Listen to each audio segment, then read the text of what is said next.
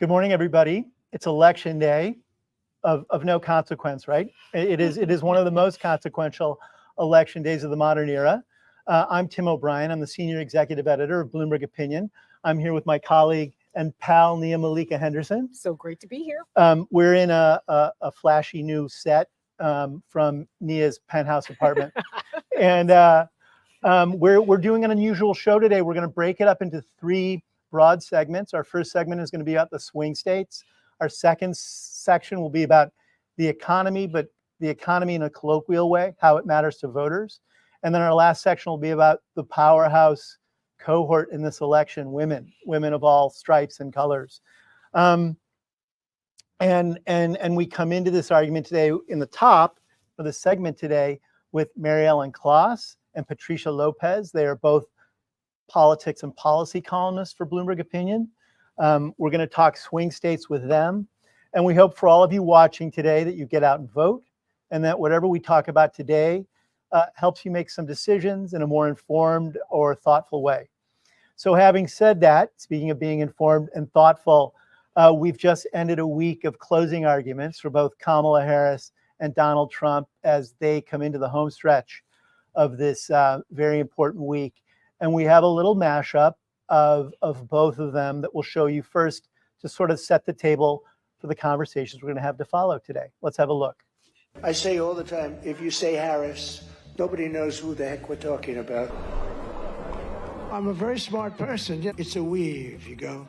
And then you're here. And then there's a point having to do with that point. And you go, wing. And we are joined today by leaders of the Arab American community, which has deep and proud roots here in Michigan. As president, I will do everything in my power to end the war in Gaza. She's a radical war hawk. Let's put her with a rifle standing there with 9 barrels shooting at her, okay? Let's see how she feels about it. I proudly stand with labor. I have my whole entire career. I always will. This is about the dignity of work. It is about America's workforce. It is about our future. And it's just about what is right. To get me, somebody would have to shoot through the fake news, and I don't mind that so much. Do you want to see me knock the hell out of people backstage? In one of the most consequential elections of our lifetime, and we still have work to do. We like hard work. Hard work is good work. Hard work is joyful work. So Patricia is one of those reporters former President Trump was just referring to. I'm going to put my Kevlar vest on the next time I go to a rally. So I don't think that video was that far off the mark in terms of characterizing what the closing arguments were, which is that Trump focused on division and darkness, hostility, racism, misogyny. It was all over the place. He performed a sex act at one rally at the podium. It was all sorts of things we've never seen in a final week of a presidential campaign. Harris was issue-based. She was looking forward, talking about hope and opportunity. How does that play out in some of the swing states you've been watching, Patricia, particularly, the upper Midwest and that top tier of states everyone has their eyes on? I will be astonished if there isn't, some kind of a surge for Kamala Harris, as the voting goes on, because these are issue-based people. I've never seen campaigns that are, that successful in the Midwest that are based on hate and division and rage and racism. What always seems to work better is bringing people together, the very things that Kamala Harris is talking about. And Mary Ellen, you, of course, have focused on the southern swing states, the Sun Belt states. You got Georgia, you're focused on Florida, too. Not really a swing state, but they got an important Senate race down there. And in North Carolina as well. Talk about how these closing arguments are landing among those demographics in those states. They're much more diverse than those Midwestern states. And you saw a closing argument from Donald Trump, which was based on division, as you said, racism in some ways. If you think about some of the comments out of the Madison Square Garden or rally, how is this playing in the South? This, of course, is a region that if you're Kamala Harris, if you're Democrats in general, you really want to start to make inroads there. And you've seen them do that, particularly in a state like Georgia. Yeah, you're absolutely right. It's really hard to tell, but what is remarkable is that the turnout in the two swing states in the South, Georgia and North Carolina, for the early vote is off the charts over how it's been in other elections, including even the early vote in 2020. And so that's a fascinating thing to watch. And it's hard to know how these closing arguments are landing, but I can tell you that both of the candidates have spent and their vice presidents have spent a lot of time in both of these states. And late breakers always tune in the final stretch. And I think there's no doubt that Harris seems to have momentum. And the question is, and there's a gender gap in this early vote. It's quite remarkable. The number of women is, turning out in higher numbers, both for Republicans and Democrats. And the question is, will these numbers produce a reason to think that women are going to put Harris over the top? I think there's some signals that may be the case. And is that women across all demographics, Mary Ellen, or is it segmenting, do you think, by education, by race, by region?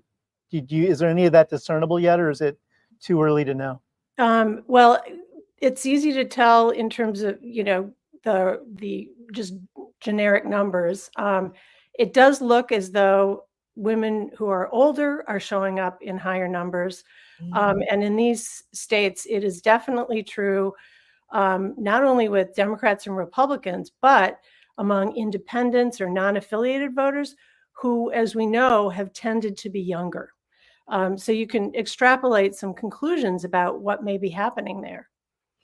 And Patricia, I'm going to go to you on this. Iowa, there was a shock poll out of Iowa this weekend, and Seltzer, who is, a queen of polling out of Iowa, and had Kamala Harris up. You had focused on this, a month or two ago when she was only down by 4. If you look at the crosstabs, some interesting dynamics there among women, and the women we're talking about in Iowa, by and large, these are white women, which, for Democrats, have been sort of the white whale, for lack of a better phrase, in terms of demographics. They haven't won them. Trump won them more in 2020 than he did in 2016. And so this is a group that could be in play in a way for Democrats that they hadn't seen in previous elections, if you look at some of the crosstabs from that Iowa poll. Oh, I don't think there's any question that is the case now. Older women, and I think they specified 65 plus, were really breaking for Harris in a remarkable way, like 63 to 28 for Trump. And a lot of this has to do with the abortion ban, the very strict abortion ban that was put in place in that state. They had time to live with that, to see what that's like. The number of obstetricians and gynecologists that are leaving that state is a record already. There have been stories written about that. So they are seeing the reality of this play out, and they don't like it. And the trajectory of support, you can see in that Iowa poll, is kind of amazing. When Biden was still the candidate, he was behind by, he had like a 38% rating. As soon as Harris gets in the race, it pulls not even, but she came within 4 points of him. And now she's actually ahead of him. That is remarkable, and I will be watching that state closely to see, because the results should be in early tonight, and to see what can tell us about what's coming. Mary Ellen, to just sort of build off that great question from Nia, this obviously isn't just Iowa. I personally doubt that Harris will win Iowa, but the mere fact that this poll, even if it's an outlier, showed the kind of momentum she has there. It clearly signaled how much traction abortion post-Dobbs still has for women, for the broader electorate, for anyone who cares about this. And we saw glimmers of that even after Dobbs. Remember, both Kansas and Ohio, two unexpected red states, passed abortion protection measures shortly after Dobbs, which surprised people. What does the Iowa poll signal to you about how much traction abortion is going to have nationally today, and as we see, exit polls? Yeah, I think it's really interesting because 2022 was such a fascinating year, and that's what we have as a marker. That's when Dobbs fell, right? Or when Dobbs happened, the Dobbs ruling happened and Roe fell. And in the battleground states, up and down, more women are casting votes than men. So the question is abortion on the ballot for them again? Because when abortion has been on the ballot demonstrably with a initiative or an amendment, as it was in Kansas, the women, Democrats and women performed about 10% better than they would otherwise. So the question is, how many of these women are voting because of abortion? And, I think there are Republican women who are showing up, and the polls have showed this.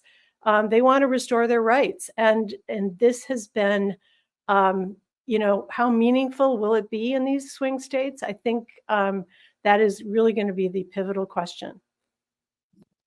And Patricia, I know, Patricia, do you want to jump in? I'm just going to say, the Iowa poll did this thing I haven't seen a lot of other polls do. They polled issues based on gender. They polled issues based on gender. Yeah. And what they found was that men, their top issue was the economy, inflation, and immigration. Way other.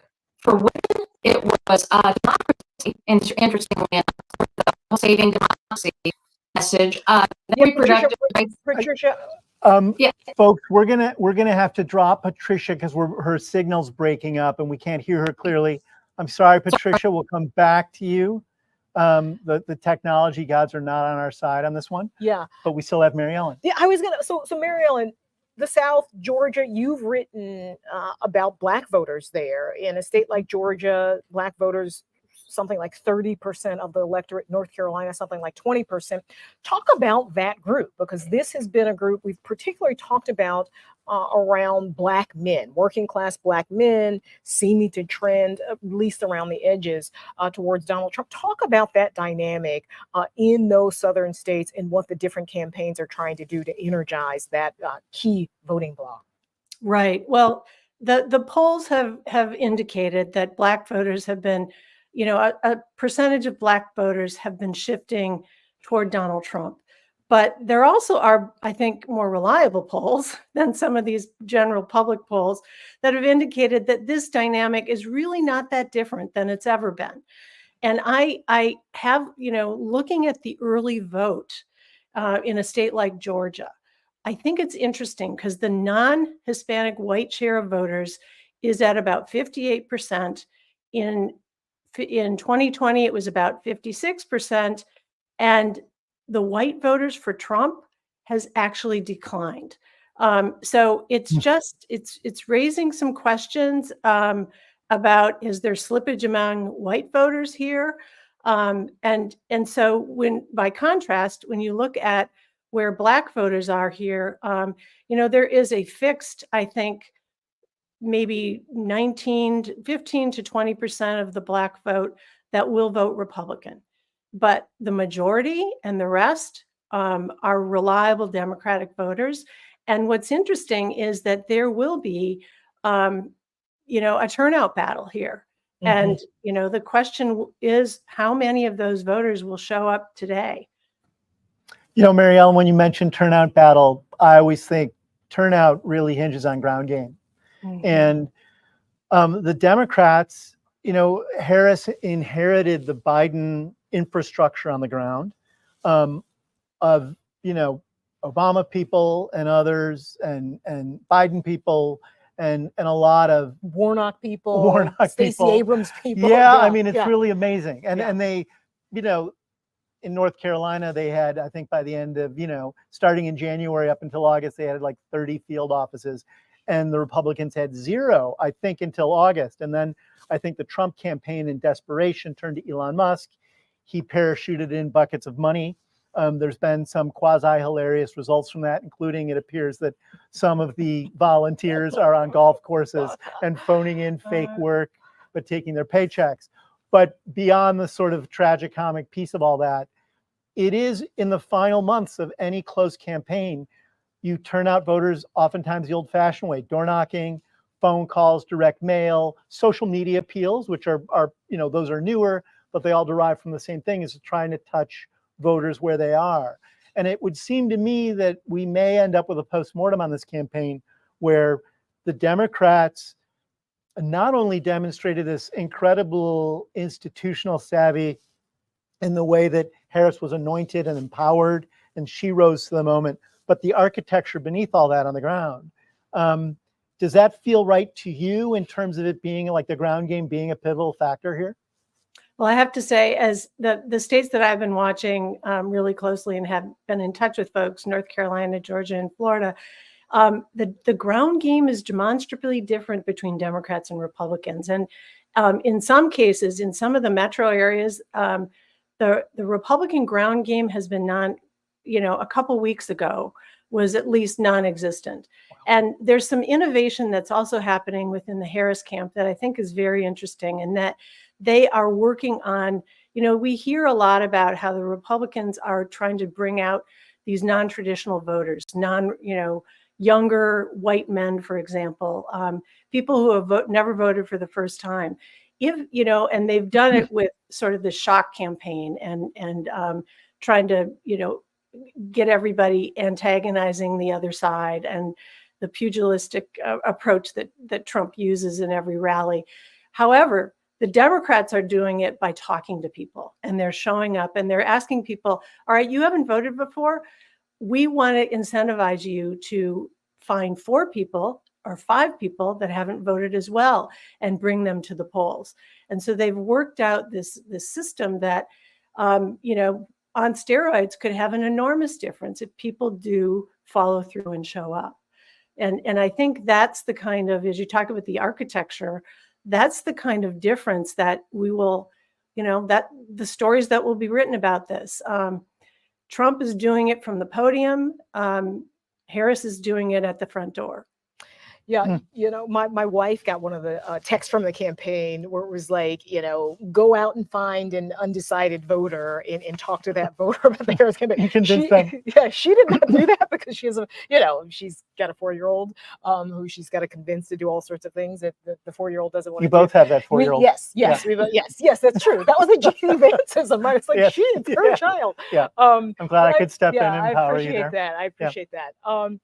And so one of the, if you sort of look at the arc of the sort of anti-MAGA movement, in so many ways, it started as soon as Donald Trump gets elected in 2016, right? Those tens of thousands of women in particular flood DC. There's this protest movement. And in so many ways, it feels like we're now seeing sort of the culmination of that, this anti-MAGA movement. The question is MAGA bigger than the anti-MAGA movement? And I think a place like Georgia and North Carolina will be sort of ground zero for that test to see where that activism, can it be activated to create this new kind of coalition, a winning coalition for Kamala Harris?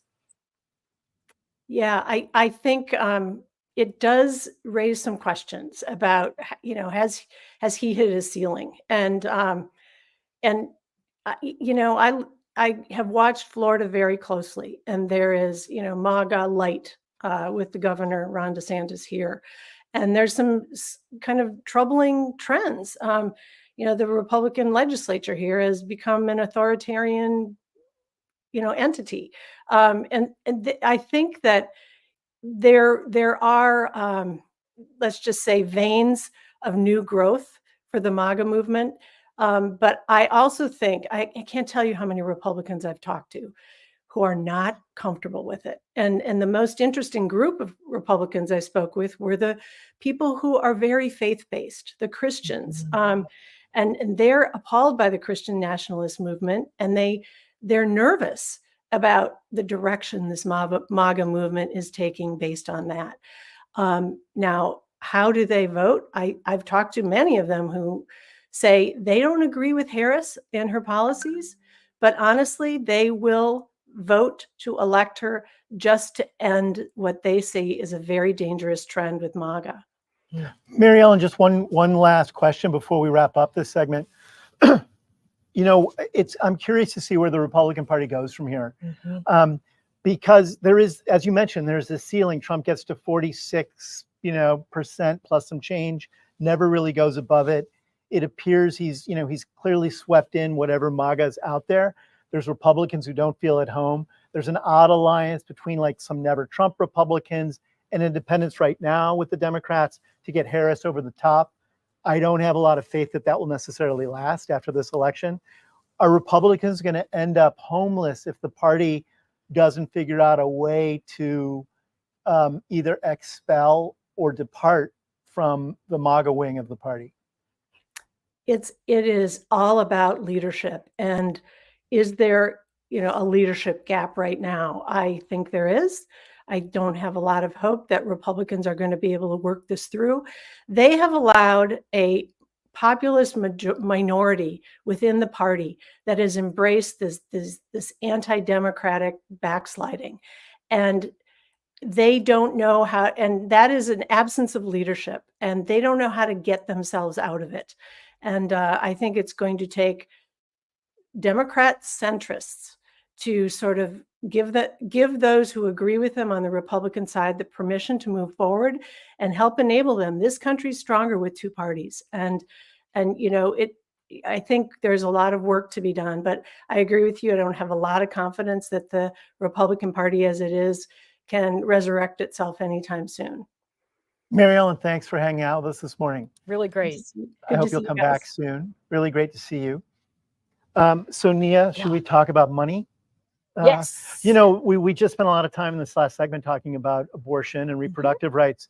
But the other issue that constantly comes up is always these bread and butter issues of what's in people's pocketbooks. Yeah, that's right. Inflation's been a sort of proxy for that. People see it at the gas station, at the grocery store. Well, gas is actually decently priced now, right? Right. But I mean, you don't drive.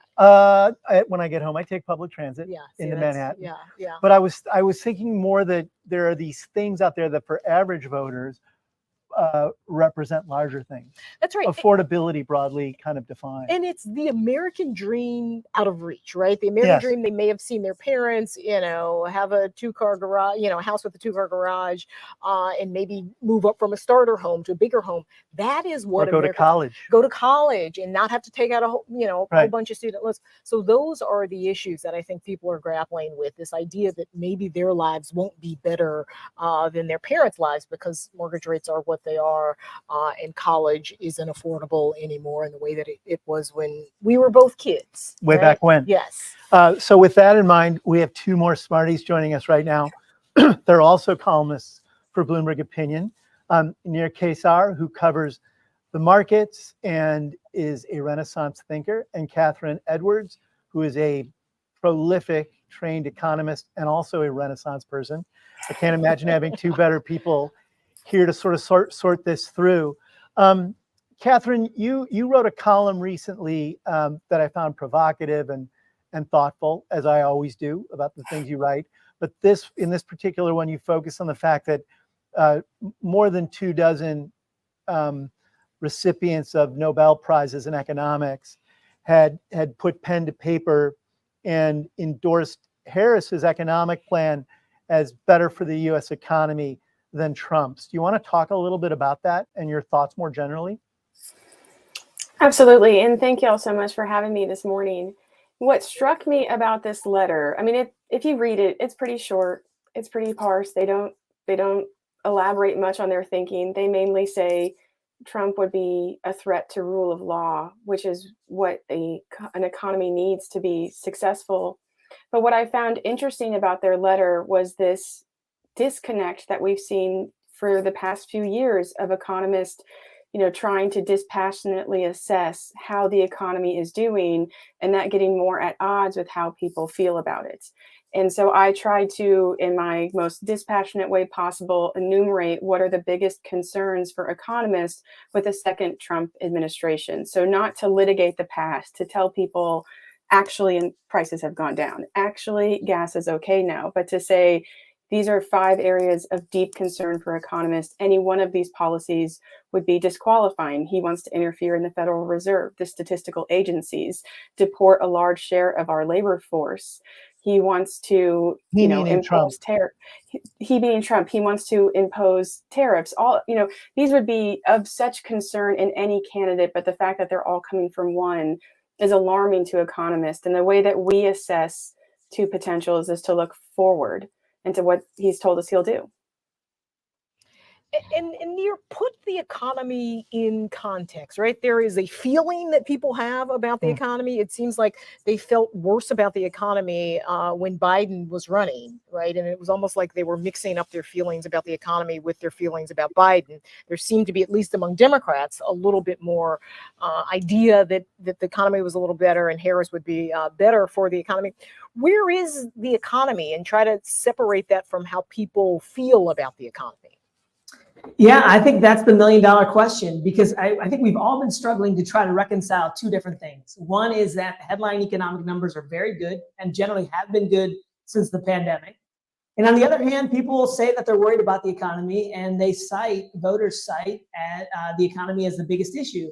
How do we reconcile these things? How do we understand these things? And in my opinion, what this really is a proxy for people is wages. I'm struck by a couple of things. One is when you look at the percentage of people who say the economy is the most important issue in this election, it's roughly the same number of workers by my math that are struggling to earn a living wage. And I don't think that's a coincidence. I also think that, we talk a lot about inflation as being the issue when it comes to the economy, but inflation is the issue, I think, because so many workers have been pushed to the edge. In other words, I think we put workers in a situation where they cannot really internalize a 9%, a 10% rise in costs. That puts them over the edge, and that's not a fault of Biden, because this has been a trend that's been 40 or 50 years in the making. And so I think now we have to grapple with that, and the question is how. And we have two candidates who are offering very different approaches to this question. Kamala Harris, on the one hand, is offering what is, I think, is roughly a redistributive regime where you will have tax breaks for lower income Americans to be offset by higher taxes for corporations and wealthier Americans. And Trump, as far as I can tell, is going to do some version of trickle-down economics. He's going to extend his 2017 tax cuts, which mainly favored wealthier Americans. And he's going to hope that benefits everyone, trickles down to the entire economy, including workers, and grows the economy in a way that makes the deficits easier to stomach. But I want to note, we have tried trickle-down economics since at least the Reagan era in the 1980s. And my view of it is it just has not worked in the way that you would want, which is why we're sitting here talking about wages for so many Americans. Whether the Harris plan works or not remains to be seen. But to me, it's not that trickle-down economics can't work. It's just that it hasn't worked. Catherine, I'm glad that Nia brought up trickle-down economics, because, that trickle sometimes feels like the spigot's actually turned off. Is there even a trickle? And I guess I'm sort of old-fashioned, but one of the things I've always thought about as the bulwark of American prosperity and stability is a broad middle class. And that, the post-World War II creation of the biggest and most prosperous middle class in world history. And the middle class and average folks and people dependent on wage income have been under stress for decades now.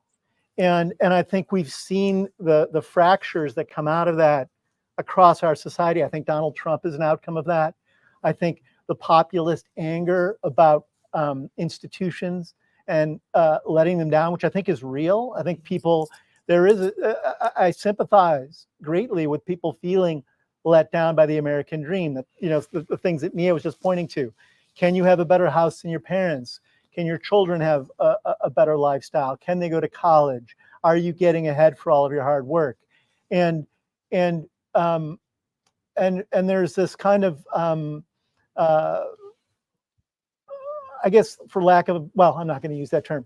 We are certainly seeing economic division at the expense of the middle class, and consumption, as you know, is 67% or so of GDP. If you don't have people who can consume, your economy's not as vital. Do you think we're resolving this? Do you think either candidate has a plan in place for how to address what I think is this big existential issue about America's economic future? I would say, it's easier to dismiss Trump's economic agenda because in so many ways it's an attack on economic security writ large. To argue to deport, somewhere between 2 and 15 million people, I think are the numbers that he cited, that would, crater our labor market and our economy. Most people don't realize that our GDP is a direct function of the number of people we have working. So to say you want to deport people who are working is to say that you would like to reduce the size of the economy. I don't think Trump's plan is more of a narrative callback to, remember, we had things good, so we should try to make things like they were before. What's at stake now is the future that we want to build. Kamala has released some morsels that I think would be good for the U.S. economy. At least has targeted the issues that are important, the ability to buy a house. But what I have found to be lacking in both candidates is a holistic vision of what they want the labor market to be. The majority of Americans get the majority of their income from the U.S. labor market, and yet you do not have a candidate saying maybe the minimum wage shouldn't be $7.25 an hour anymore. Mm-hmm. 1 in 5 American workers doesn't have a paid sick day on the heels of a pandemic that killed 1 million of us. I mean, there are some basic rights and dignity that we have left behind in our labor market. And I've been, for all the talk of the working class, for all the talk of making do, the middle class didn't parachute down from out of nowhere and just be invented in the 1950s because that's when people used to be, higher rates of staying married and lower rates of divorce. It was a force of incredible policy and investment to create a middle class in the United States. When those investments expired, we didn't replace them. And the question is, are we going to make an investment in the middle class or not? I think Harris's rhetoric at least recognizes to some extent that the problems are much more than just, China took our jobs. Mm-hmm. The solution here is not easy, but it does require creative thinking on some level, but really basic thinking on another. Paid sick days is not hard. Paid family leave is not hard. The largest generations of Americans, no offense to any of those listening, they're going to get old and die. And their children don't have paid. I'm not offended by that. I plan to live forever. I know that most of you will live forever and never get sick. But with even a little bit of forward perspective, we could think of a policy like, if the largest generation of Americans is about to die, shouldn't we give their children paid family leave so they can hold their parents' hand when it happens? There's just some basic rights and dignity that our labor market is missing. And I don't really put the onus on consumers or workers or voters to correctly diagnose these deep structural issues in the economy. They've told us they're mad. They've told us they can't afford their life anymore. And it's not on them to say, and here is the exact structural policy solution we need to ameliorate those concerns. Near, of course, Trump's answer to all of the questions that Catherine just raised is tariffs, right? Tariffs is going to fix everything. Childcare is way too expensive, and somehow tariffs is going to trickle down. Pay for everything. It'll pay for everything. Talk about that delusion that Trump has around tariffs, and then any other solutions. Like Catherine talked about, raising the minimum wage, paid, family sick leave, any other solutions out there as well to address this fundamental problem that Americans have? Well, maybe I'll start quickly with a solution. Here's a solution that I favor. I think that we can help increase wages by doing 2 things. One is, a lot of people are surprised when I say that companies in this country are not required to disclose their wage expense. If you wanted to know what do companies pay their workers, we don't know the answer to this question because they're not required to disclose it. So that's the first thing we need. We need wage disclosure. We need human resources disclosure. We need to know what companies are paying their workers. We need to know what the turnover is. We need to know what investment they're making. So that's number one. And then once we have that information, I think we can give tax incentive to companies to raise wages. One of the things that I think it doesn't get enough attention is that profit margins, how much money companies have tripled from about 4%. And I had to check my own math, from about 4% in the early 1990s to about 13%. This is the public companies in the US, to about 13% now. And that profit margin expansion has largely been on the backs of workers. They effectively held wages constant, and then the profits fell to the bottom line. The resulting profits fell to the bottom line. One way to fix that is to say, okay, we want companies to share their profits with workers. So if profits go up, if profit margins expand, then wages should expand with them. And we can very simply, I think, put in some tax incentives that say, look, here's a carrot and a stick. If you share these growing profits with workers, you get these tax benefits. If you don't, we will effectively tax you and give those additional taxes to your workers. One way or another, we will force you to keep wages in line with growing profits. So that's sort of what I would prefer. It's not on the menu, obviously, for right now, but I'm hopeful that maybe someday it will be. In terms of the tariffs, the most generous thing I can say about the tariffs is that I'm fighting the sun here, as you can tell, where I'm sitting. And I'm going to do my best to stay out of it and still stay in the light. So forgive me. The most generous thing I can say about tariffs is that it's a risky proposition. First of all, the first thing that needs to be said is, by Trump's campaign's own math, these tariffs, even if they work, are going to pay for only a fraction of the 2017 tax cuts that he wants to extend. So even if you believe the tariffs are going to work, they're not going to do much to pay for what he wants to spend. That's the first thing we should keep in mind. The second thing is, what is going to happen when these tariffs when these tariffs go on the books? I mean, one thing you could say is, okay, other countries will say, we don't want these tariffs, so we're going to take off our own tariffs. Historically, that's not really the way it's gone, although I guess that's possible. And if these tariffs do stay on the books, the question is, how is that going to affect the economy in the U.S.? And I think that comes down to pricing power. Do these companies have the pricing power to raise taxes in order to pass the tariffs on to workers? And that is an open question. I'm not sure. I mean, certainly they've had the power to pass on the inflationary effects so far, but there are a lot of distortions post-pandemic that might cause that to be true. Whether that's possible going forward, I don't know. But that leaves you with two relatively unhelpful scenarios. One is you have higher prices for workers, and the second is you have margin expansion for companies. And if you have margin contraction for companies because of the impact of tariffs, and if you have margin contraction for companies, what does that mean? That means a lower stock market. So I don't know that tariffs are going to lead to necessarily good things. Catherine, to pivot off of this good tariffs discussion, Trump said yesterday in a speech that he wanted to impose 20% tariffs on Mexico, which is extraordinary to me, given that Mexico is the U.S.'s second biggest trading partner, not after China, but after Canada. Mm-hmm. And our annual trade with Mexico is more than twice as big as it is with China.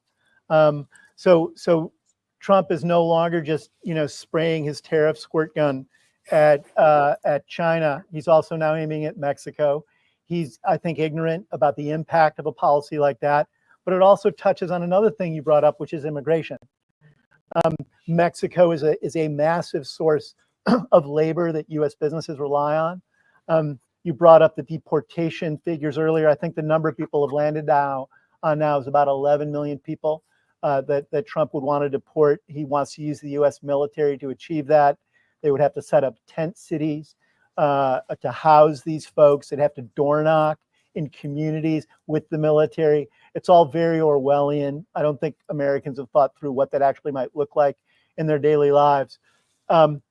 It also strikes me, and I want to come back to you on this, is two of the things that Trump has pointed to recently that he would affect his tariffs policy and his immigration policy are the Alien and Sedition Act of 1798. So that puts you firmly in the 18th century. And then when he invokes tariffs, he constantly refers to William McKinley, who was elected president in 1896. So So we've moved from the 18th century to the 19th century. But we are firmly not in the 20th century or even in the 21st century with Donald Trump. And do you see a Trump administration as actually turning the clock backwards on the U.S. economy and undercutting a lot of the foundational gains the country has strived mightily, I think, in recent decades to achieve? The U.S. economy is a $20 trillion colossus, and while the president is a big person, he's ultimately a small man in comparison. I think that these policies will prove to be campaign rhetoric. We need to create a scapegoat to explain why your life is so hard, and the solution that's complicated and messy, that one's harder to explain. It's harder to galvanize people around. So I'm just going to point to people that you can hate, point to people that you can blame for your problems, come up with a policy that suits hatred and discrimination and divisiveness, and not a policy that's really geared towards the economy. I don't think he even sees these as economic policies. I think he sees these as a way to drum up rhetoric against immigrants because that polls well and his base likes it. And I wouldn't even, part of me is like, I'm not going to even give them the dignity of assessing it as an economic policy, because that gives it more seriousness than it deserves, when it should be squarely rooted in a discriminatory policy to drum up basically racism as a political support tool. So I mean, yes, it doesn't belong this century, but it doesn't belong in our country at all. We are a nation of immigrants. And if you want a larger economy, you want more people working in it. Immigrants fill that role. They fill vital needs in especially critical industries like construction and childcare. And, the U.S. has a long history of hating people when they arrive and then accepting that they're a part of our society. We're at an era of very large immigration, similar to the early 1900s, but we moved on from that with a lot of scars and a lot of loss of life. But I think we can do that again. And what our economy needs is the same American ethos we've had from the beginning, which is the incorporation of new arrivals into our economy, into our society, and into our culture. So Nir, I have to admit, I worry. I worry about, I have a 4-year-old daughter. I worry about sort of the state of the economy, the price of college, the price of raising a child. And I don't think Kamala Harris and Donald Trump are equivalent in any way in terms of their understanding of the economy and the plight of Americans. But there does seem to be, I don't know that it's a sort of anti-worker ethos or just a lack of understanding of how complex people's lives are, what they need to feel like they're getting ahead, how expensive childcare is, how expensive it is to sign your kid up for camp, or any of those. The struggle. The struggle that middle class folks have to try to maintain being middle class or working class to get into the middle class. So, I mean, give me a reason to hope. That's the question. I want to feel good about something leaving this conversation. Yeah, no, I share the sentiment, Nia, and I am optimistic myself. And I'll tell you why. I mean, I think basically there's two ways I think people deal with this. One is to just express disbelief, to say this problem can't be as big as you say. It just sounds too big to be true. And another way that people deal with this is by saying it's so big that there's nothing that we can do about it. But when I think about our history, I mean, we are a country of creative self-correction. And I think there is the fact that we're talking about this now, the fact that it's an issue in this campaign on both sides, even though as I said, I don't love the solutions. The fact that this is a conversation being had on both sides, the fact that workers are an important voting bloc. I mean, I think those are all reasons to be hopeful that we are starting to think creatively about how to deal with this problem and what to do about it. And I think we will solve it. I mean, I mentioned before the solutions that I'd like to see put on the table, but I don't think this is going away. And I think this will be an electoral issue for the foreseeable future. And I think it'll get more attention. And I think we will fix this problem. It's been 5 decades in the making, roughly. And I don't think it's going to get fixed overnight, but give us a couple of election cycles, and I think we will figure this out. That is my optimistic and hopeful tone. Nia, can I give you some cynical optimism? Yes. Yes. Okay, so And then Let's we'll not- end it let's- with you, unfortunately. let's We have not- another yeah. segment. We've got to tee up. Let's suspend disbelief for a second that maybe just helping children and families is not enough of an impetus for congressional action. The U.S. has a kind of a ticking clock of a demographic problem. U.S. prime age labor force participation is at an all-time high.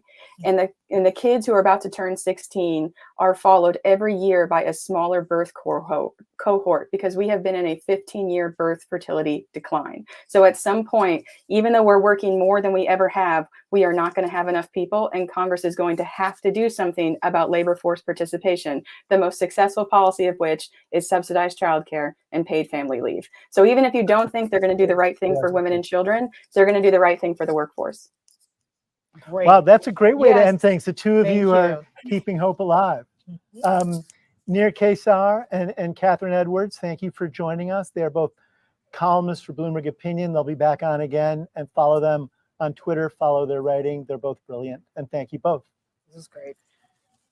Okay, Nia, so we've got another segment coming up. I sort of feel like the bystander on this one because we have three powerhouse women Yes. talking about women Maybe and you the should vote. just like. I'm happy. We'll take it I'm from here, happy. I right? can just sit on the floor and watch.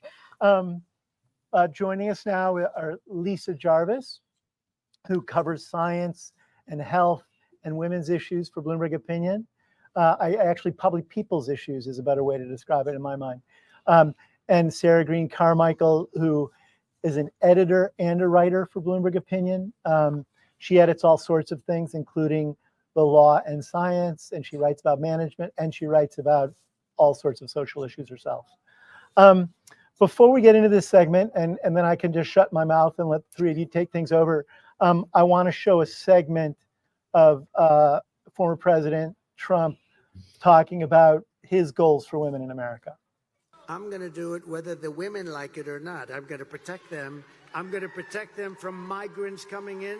I'm going to protect them from foreign countries that want to hit us with missiles and lots of other things. I don't know what to say other than Donald Trump has been found liable for sexual assault.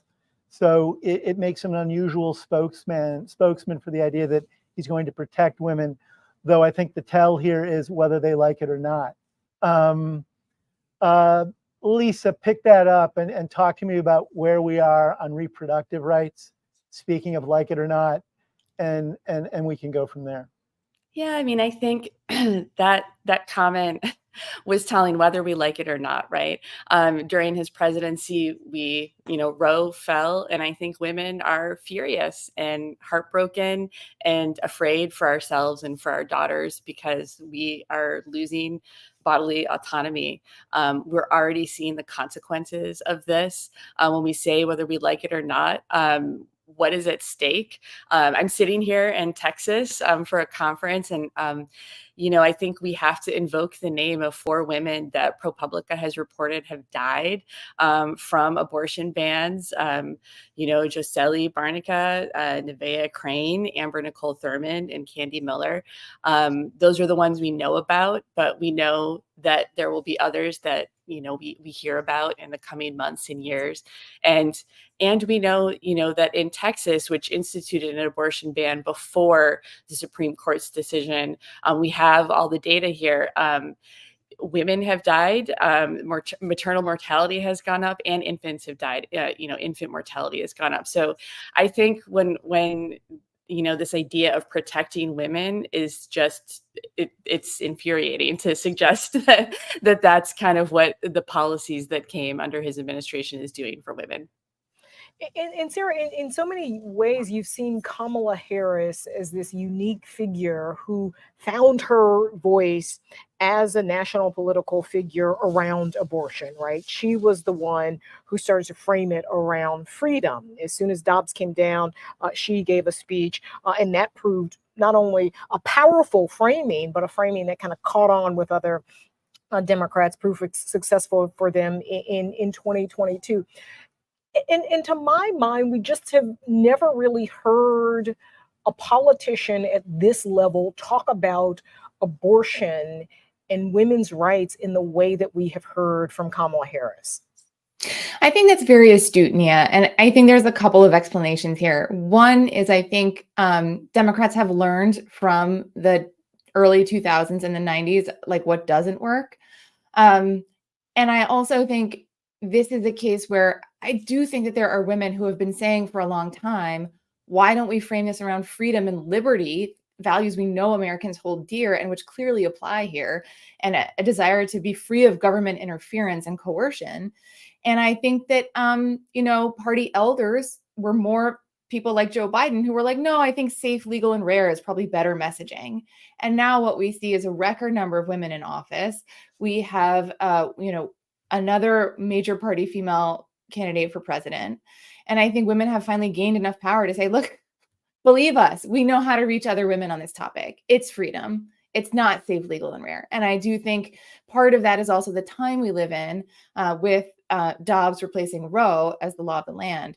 But I do think that this is a message that has been bubbling up and it has found the right messenger. And when someone like Joe Biden steps aside, Kamala Harris is ready to say, look, I have a new generation of leadership. I have a new way of talking about these issues that's going to resonate.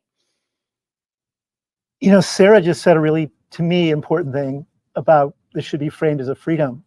And, Roe was always criticized as being a legally weak argument from the Brennan court because it based around this idea that there was this penumbra of privacies, et cetera, but actually it was firmly grounded in the 13th Amendment.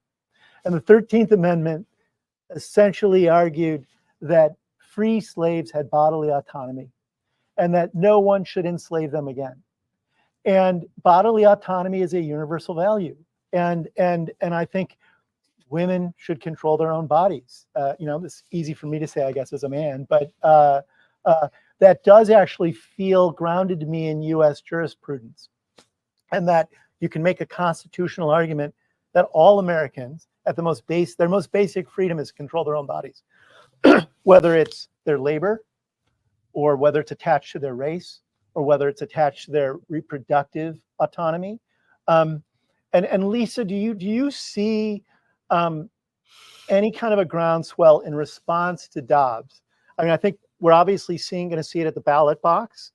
Do you think there's going to be concrete efforts at the federal level to try to reinstate a right to this, or is it going to happen in the states, and are we just going to see sort of a quilt of different state actions that gets us there? And in the end, will constitutional arguments not be as important as arguments that are based in states and state jurisdictions? Well, I certainly hope there's an effort, at the federal level, because what the last several years has shown us is that this patchwork doesn't function. I think there's this fallacy that you could choose to live someplace where you have other reproductive freedoms, and that's a choice that you're making. But we know that people don't have that choice. And we know that even if you live in a state that has, enshrined abortion rights, that you're losing out. I mean, I think one thing that's worth noting is that the broader healthcare implications of this patchwork and why we need to, have federal protection. We're seeing doctors leaving states with abortion bans because they are putting their personal, their profession is at risk. We're seeing that doctors don't want to go to those states to train. That affects not only someone who's a pregnant woman, that affects everyone. If you're not getting the kind of specialists in your state to train and work, it's not just about OBGYNs, that's a broader issue. So I think, whether there's the political will to get it done is a different question. I think the question I keep asking myself is how many people need to die in order for us to make a change? And I worry that there's no upper limit on that. But the patchwork state level system definitely is not working. And not only that, I think one other point just to bring up is that even states that have voted to protect reproductive freedoms their own politicians are undermining that. I mean, we're seeing that with mifepristone, which is, one of the two abortion medications that are, have become a target. That's the new ground war, right, for anti-abortion activists. And, we're seeing that even states where voters have said very clearly, this is a right that we value, their own attorney generals are going after mifepristone and trying to make it harder for women to access that, even when it's something that's legal in their state. And Sarah, one of the things you see is the most draconian abortion bans are primarily in these southern states. And these southern states already have issues around maternal mortality, particularly for women of color. There is inequality in terms of access to good medical care. And then these abortion policies just compound that. And you see that in some of the instances of the women. Some of these are women of color, particularly in a state like Georgia. And so it makes what is already a very unsteady landscape around medical care for African-American women, for low-income women, for Latino women. It makes it even worse to have this abortion ban and scrutiny around pregnancies. It makes their lives even harder and the medical system even more fragile. Yes, I think that's exactly right. And I think that's one of the reasons you've really seen since Dobbs was decided, Democrats have really sharpened their message on abortion and Republicans have completely lost the plot. You see people like Trump and Vance and DeSantis sort of riffing and trying to figure out what the new message is, and they are floundering. And, Vance in particular has started talking about a national minimum standard, which is the same thing as a federal ban, but it just sounds a little softer. You see people like DeSantis sort of waffling over, should it be 6 weeks or 15 weeks or a total ban, or I'm not so sure. You see Trump unable to commit to a position. And I think that's because of the toll that it is taking in human lives. As we know, as Lisa said earlier, ProPublica has documented the stories of women who have died under these bans. And it's really heartbreaking. And I think in particular, last week on Friday, I was a complete mess, after they published the story of the 18-year-old in Texas who died like the day after her baby shower. She was so excited to becoming a mom, even though she was going to be a teen mom. Yeah. And couldn't get the care she needed and died of an infection. And she should be alive today. And that's why I think when you look at polling of women, yes, abortion is the top issue for women under 30. That's not a big surprise. But look at polls of Republican women. They have it in their top 3. Look at polls of, women over 50 who are like Republican women over 50.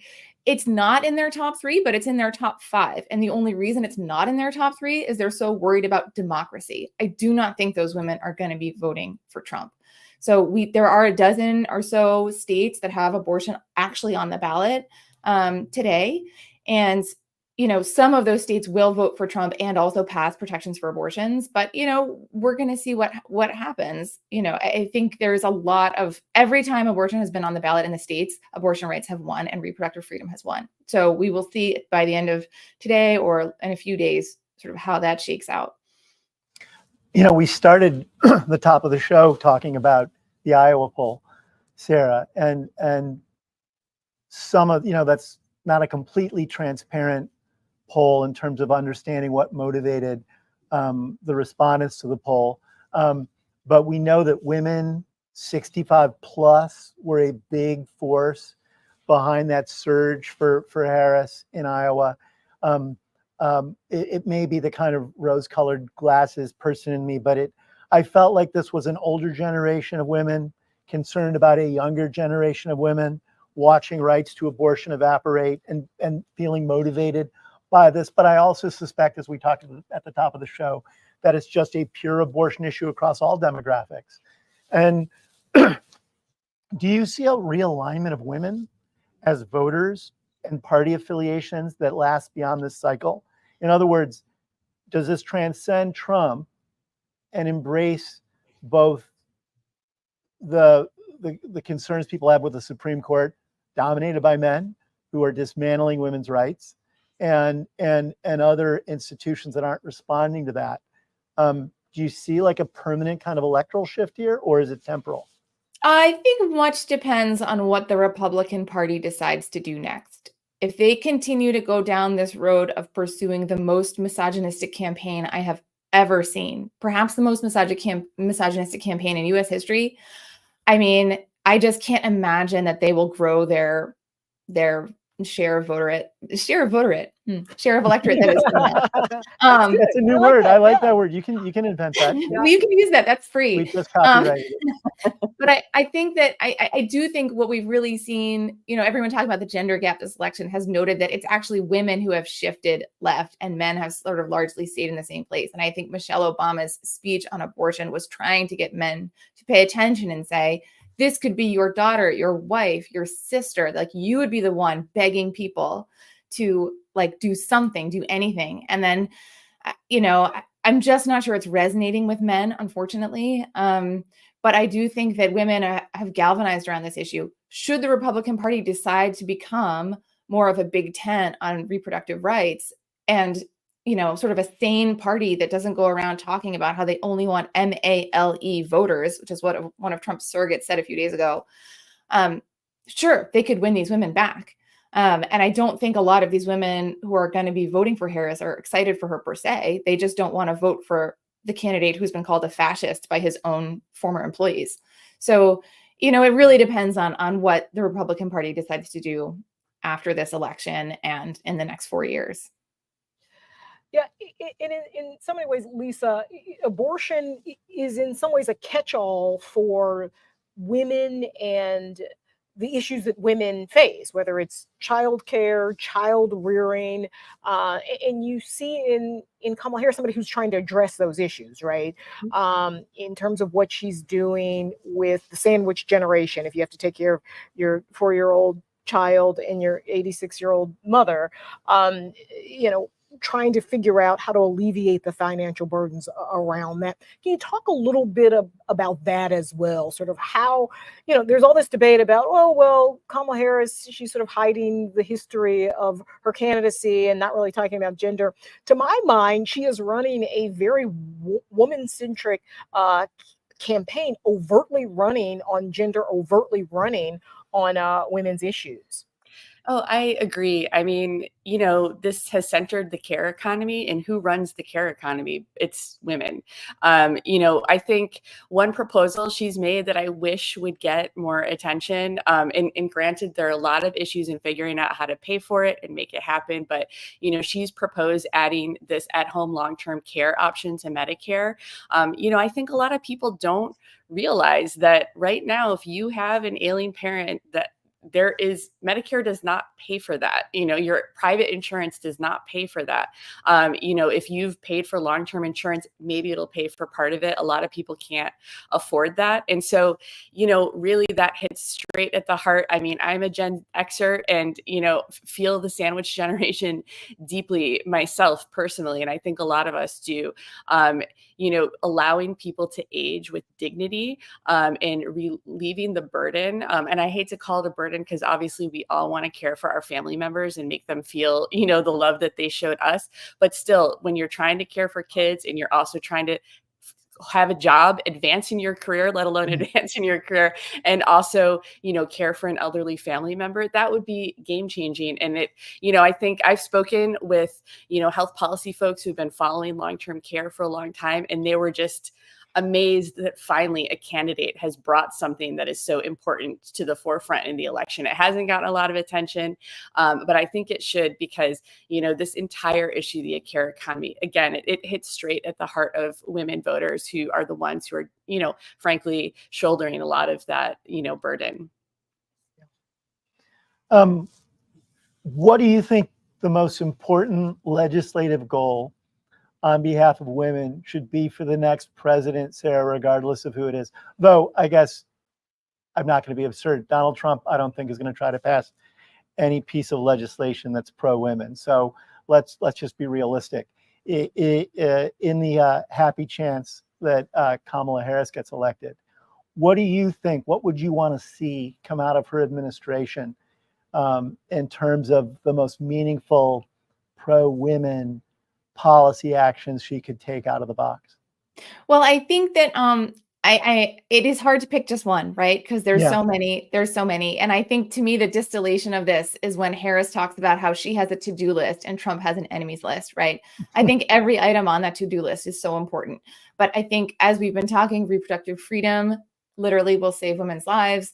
Harris has plans to make childcare more affordable. Some action on that would just be so essential for so many families. And as Catherine Edwards was pointing out earlier in the stream, essential for the economy. Lisa just mentioned the plan to have Medicare help with in-home care for elders. Harris has a bunch of other plans about like child tax credits and first-time home buyers and sort of small business tax plans. For me, I think the COVID years really highlighted just how important childcare is for the whole economy, not just as this kind of niche issue for women. I mean, the US is one of the few countries in the world where people are just kind of really on their own to figure out care from 0 to age 5. And it's held our economy back. So I guess I'd pick that one, but it's also like, we've got to do something about reproductive freedom too, because, we shouldn't live in a society where women are dying because doctors won't treat them. But yeah, so I don't know. I like a to-do list too. So for me, it's hard to pick out just one item. It's the whole list. Nia, you get to ask the last whole question. list. Give us a reason to hope. I mean, that's how we ended the last segment. There are a lot of dire stories out there, particularly around reproductive health. Kamala Harris is running. That is a reason for hope for many millions of folks, and it looks like she has a good chance to win. Any other aspects of sort of the future reasons where we can be optimistic for what's ahead of us? Well, I'll go, and I'll just say that I hope that something good comes out of the bad of the erosion of reproductive freedoms, and that if we do pass a law, it'll be a better law, because we knew that before Roe fell that there were already people who were unable to access the care that they needed. But I think that hopefully we take everything we've learned and women's voices are being heard. I really think there's an opportunity for women's voices and stories to be heard, and that better policy is enacted, not just what we had before. And that goes across the board, not just for reproductive freedoms, but, when it comes to the care economy and addressing some of these issues. That to-do list, that feels hopeful to me. I guess my reason for hope would be, I think my great-grandmother marched with the suffragettes for her right to vote. My grandmother was, and my grandmother was born at a time when women could not have their own credit cards or own their own homes. My mother slammed into glass ceilings, and today, here we are. We wake up, we have not made enough progress, but we are making progress. And I think no matter what happens, we will keep pushing forward. And regardless of the outcome today, we are not going back. So Nia, my vote for hope today is I hope a lot of people get out and vote. Yes. In more than 24 states, you can still register and vote today if you haven't registered. So get out there and vote. This is the most consequential election of our lifetimes. Vote, vote, vote. Sarah Green Carmichael and Lisa Jarvis, you're both columnists for Bloomberg Opinion. And you are? I'm a columnist as well. Nia-Malika Henderson, this was so great. Thanks for chatting with us, Tim. It was great hanging out with you as well. Great being with you, Nia. I'm Tim O'Brien. I'm the senior executive editor of Bloomberg Opinion. This ends our politics live stream for Election Day, but we will see you again soon. Thank you for joining us.